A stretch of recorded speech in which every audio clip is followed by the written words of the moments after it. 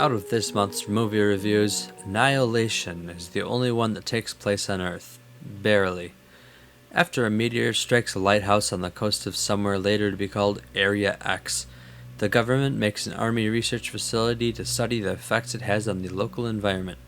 Slowly, over the course of 3 years, an area known as the Shimmer has grown outwards of the crash site and nobody knows what's inside. While they have sent several military teams in to check it out, none of them have come back or even returned communications with the base. Until now. The main character, Lena, is a former soldier and at the beginning of the story works as a cellular biology professor. The story is told not exactly in chronological order as she is being questioned by people in hazmat suits about the status of her team and how she managed to survive. Her memory is hazy and she doesn't really have any answers.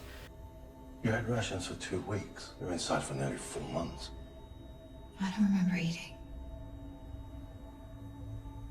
How long did you think you were inside? Days. Maybe weeks. Her husband was sent in a year earlier on a classified mission and never came back until one day he was just standing in the doorway of their house. But something seemed off about him. He's quiet. All he can remember is wanting to be home, and suddenly he was there, and not much else. He's basically a shell that can give basic answers.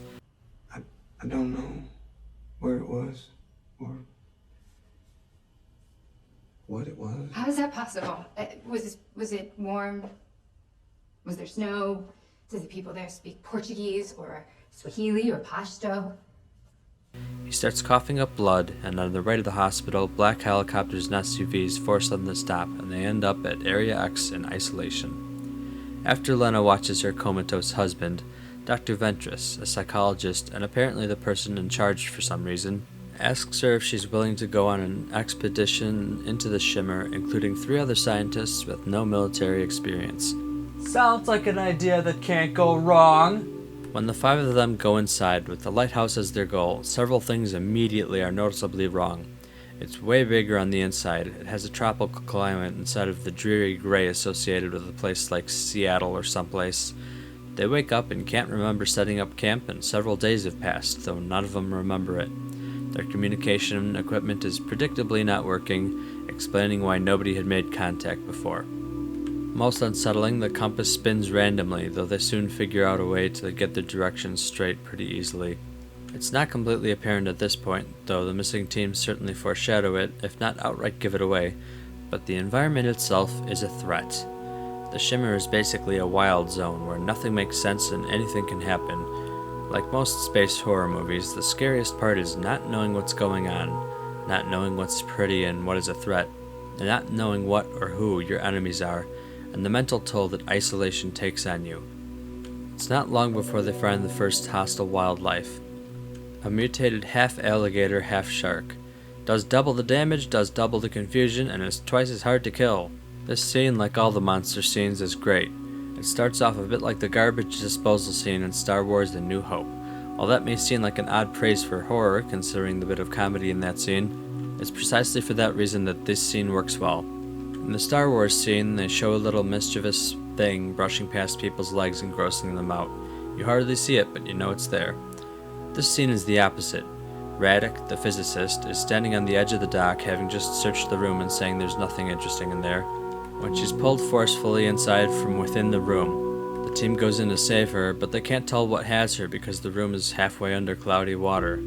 But it's obvious that there's something in there. Once they have her back and run to land, the mutated alligator quickly comes out and continues to attack them until they manage to kill it. All of the monster scenes are great, but I particularly love the idea behind the mutant bear.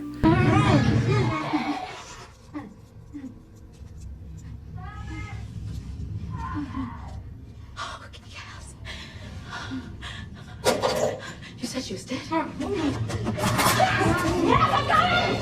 It stalks around the room a bit, occasionally screaming parts of her last words, before Anya comes back in and shoots it. This is probably one of the most original monster designs I've seen, and it's horrifying, both in concept and effectiveness.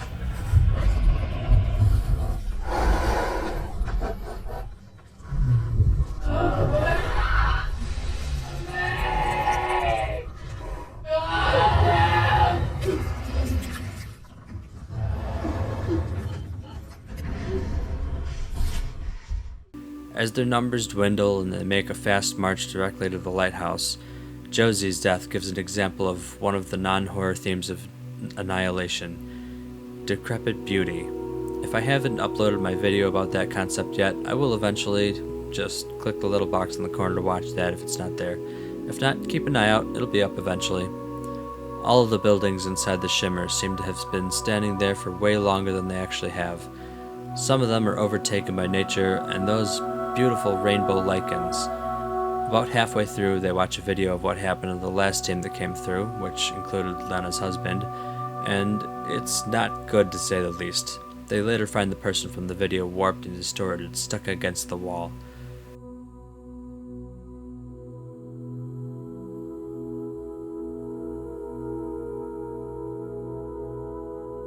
There are a lot of instances of beautiful things that are kind of horrible when you think about it. The mitosis deer, for example. It's really cool looking, but is actually the result of a horrible mutation that has long since grown out of hand, because if the deer reproduced like that, there would be millions of them. They are probably going to die really shortly.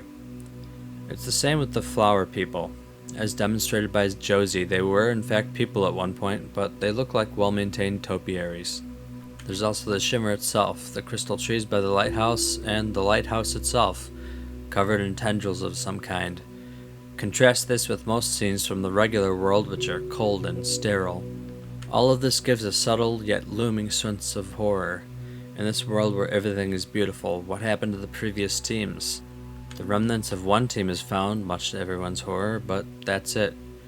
Finding the recorder with one gruesome scene of the guy who would soon become a wall decoration was probably the turning point, where everyone went to working as a team to a fractured and wanting to leave versus needing to get to the lighthouse. While they later confirmed that his intestines were moving around unnaturally, it looked like some kind of tentacles were inside of him, constricting and strangling his entire body from inside. The group watching this scene, and subsequently watching his warped body, starts something that makes sci-fi horror in particular great: isolation. Even though the whole team is still alive at this point, they begin to get lost in their own minds, leading to individual breakdowns when bad things happen. Finally, when Lena is alone and in the lighthouse, the source and final destination of it all, she watches the second tape found in the main area. If you ever get out here, you find Lena. I will. 5, 4, 3, 2. The reveal that her husband made this recording of suicide by grenade is bizarre and makes you question who's on the outside, especially when a twin of them shows up on camera to turn it off.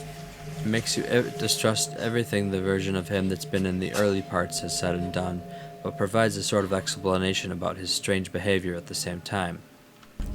As she's taking this in, Dr. Ventress has been sitting in the alien room, losing her sanity and her sense of self. She has half of a face when Lena comes down on her as she says some cryptic, almost poetic nonsense, but reverts back to normal when she hears Lena behind her. It's the last phase. Vanished into havoc. Unfathomable mind. Now beacon, now see. Dr. Ventress. Lena, I don't know what it wants. or if it wants, but it will grow until it encompasses everything. Our bodies and our minds will be fragmented into their smallest parts until not one part remains. Dr. Ventress understands that this is the end for her, but tells Lena why the movie has this title. Annihilation.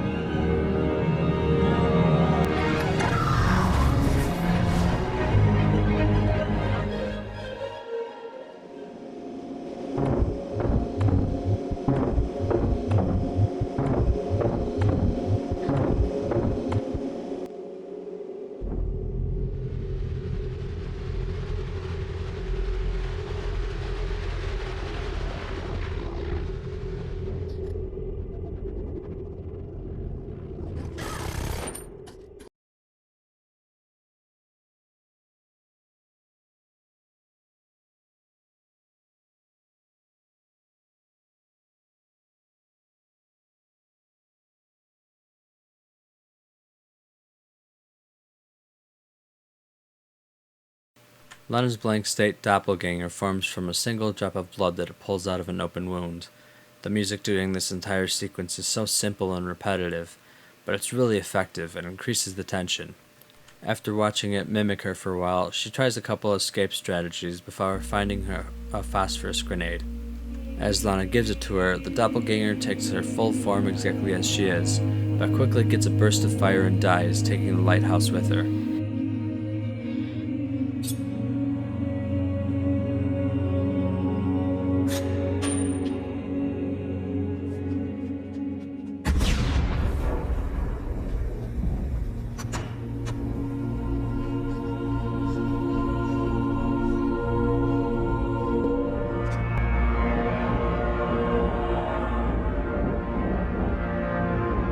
Now here's my only problem with the movie. Of course there has to be some kind of stinger at the end because what horror movie doesn't, right?